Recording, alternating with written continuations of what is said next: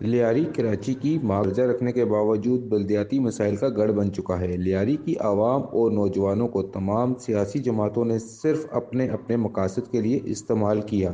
لیاری میں بہتر تعلیمی نظام، پینے کا صاف پانی اور سیوریج سمیت تمام مسائل کے حل کے لیے ہر ممکن کوشش کریں گے، یہ کہنا تھا لیاری عوامی اتحاد کے قائد میر اشفاق بلوچ اور چیئرمین لالا فقیر محمد کا۔ لیاری کے مسائل کے حل کے حوالے سے ایک مشاورتی اجلاس سے خطاب کرتے ہوئے لیاری عوامی اتحاد کے قائد میر اشفاق بلوچ کا مزید کہنا تھا کہ لیاری کے نوجوانوں کو صحت اور تعلیم جیسی بنیادی سہولتوں سے محروم رکھا گیا۔ نوجوانوں کو کھیل کے میدانوں اور پارکوں سے محروم کر کے سازش کے تحت منشیات کی دلدل میں دھکیلا گیا۔